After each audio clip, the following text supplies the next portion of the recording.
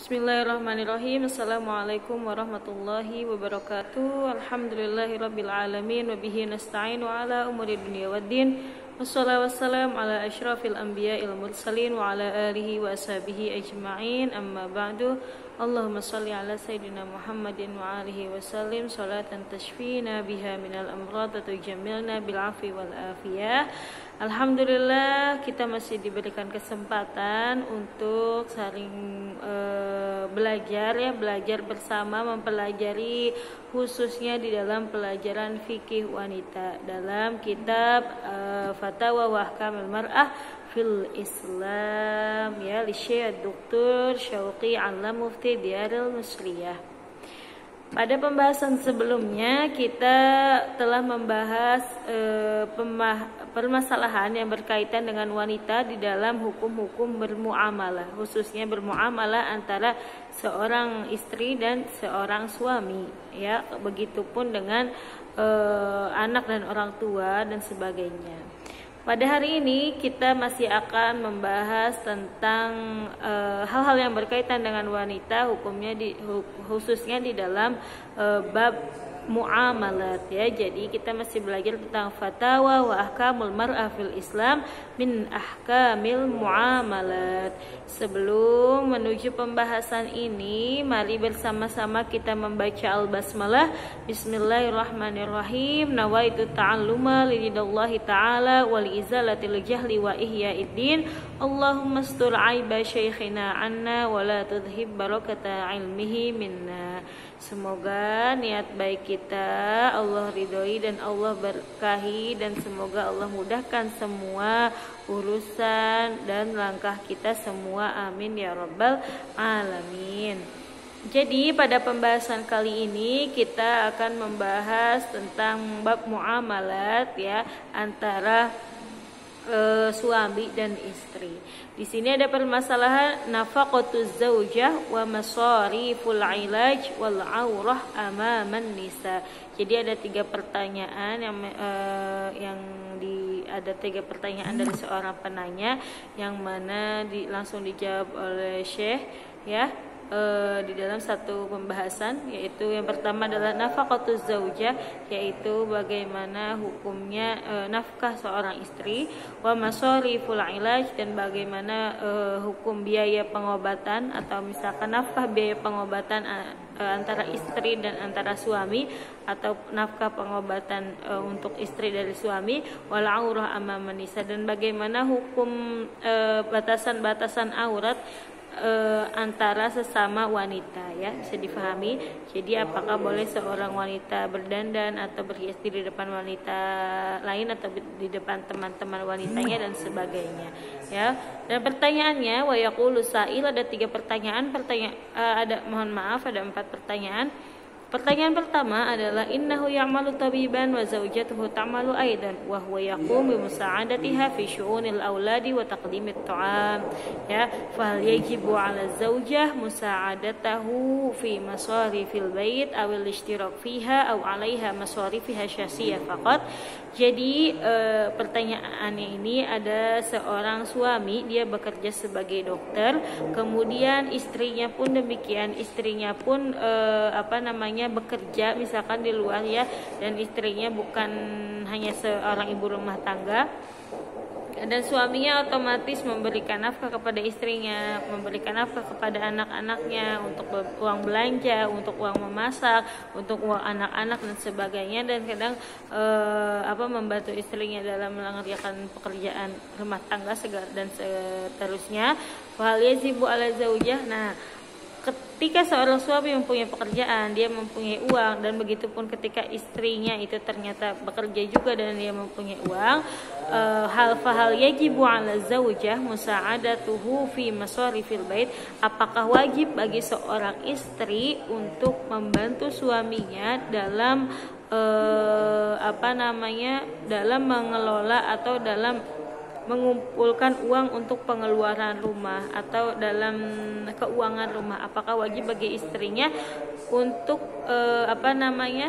memberikan sebagian uangnya atau sebagian gaji dari hasil bekerjanya untuk kebutuhan rumah tangganya, wal ishtirak fiha, atau misalkan digabungkan punya suami dan istri untuk kebutuhan rumah, atau hanya cukup bagi istrinya itu untuk kebutuhan pribadinya saja, ya, bisa dipahami di sini. Jadi bagaimana hukumnya ketika seorang istri bekerja gitu ya, dan dia apakah wajib menafkahi juga untuk keluarganya atau untuk urusan rumah tangganya, atau uangnya itu untuk keperluan dan pengeluaran pribadinya.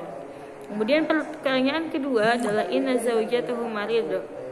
Misalkan ada seorang istri, dia sakit karena misalkan sakitnya ini sudah dari sebelum menikah, ya, sakitnya belum sebelum menikah dan suaminya baru pas menikah, dan bagaimana biaya pengobatannya ditanggung sama suami atau hanya oleh istrinya, apakah suaminya harus menafkahi istrinya dalam biaya pengobatan dan sebagainya.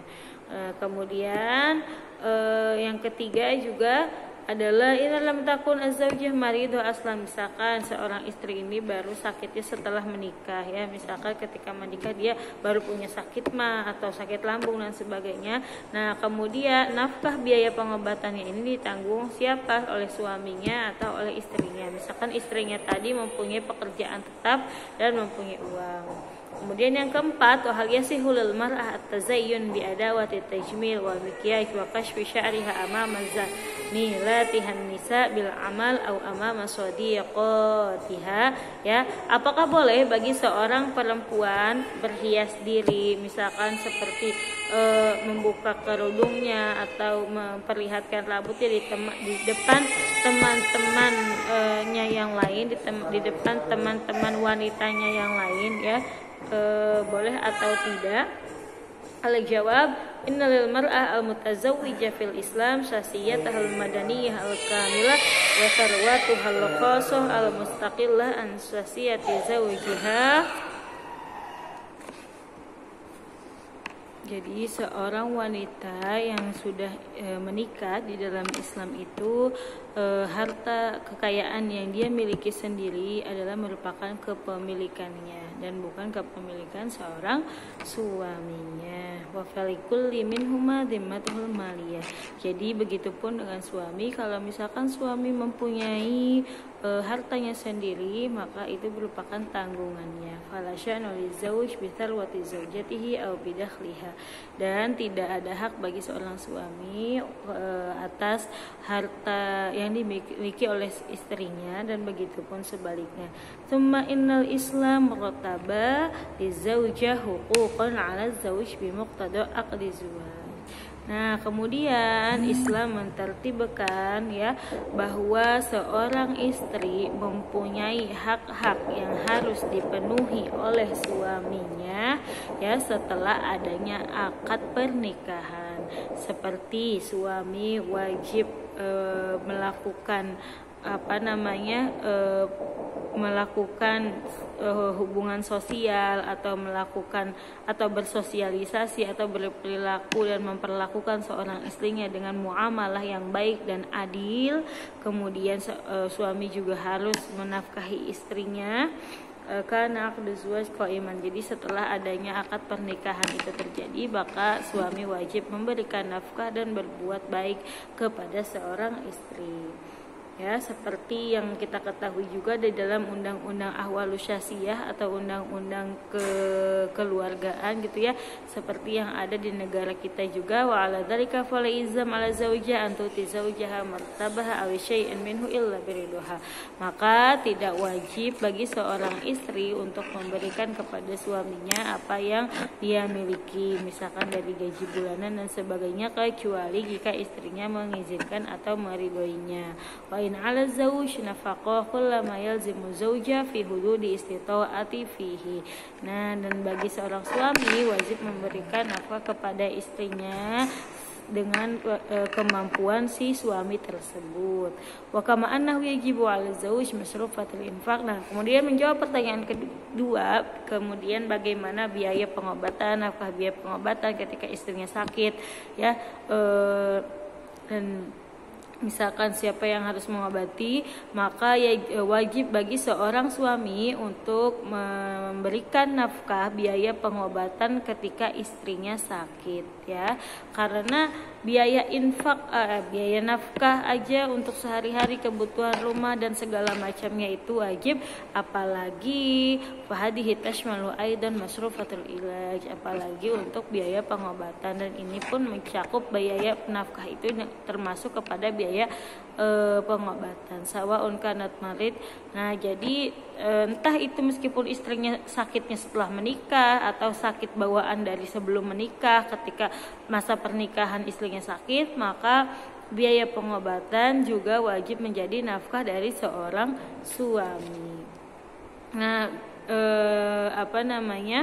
illa annahu ma'a kulli dzalika fa inna zawj idza kana fi hajatin ila muawanati zawja fa 'alaiha an tusahhim bi juz'in min martabiha wa dakhliha litakhaffuf anhu a'ba'il ma'isyah wal hayati zawjiyah.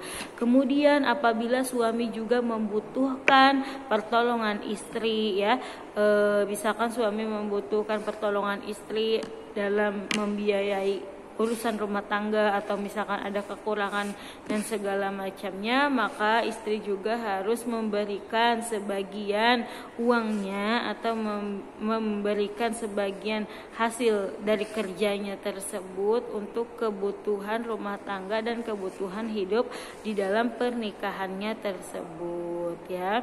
Wadzalika li'annal mar'ah makanuha fil manzil. Nah, karena sebenarnya seorang wanita itu lebih baiknya di rumah, ya.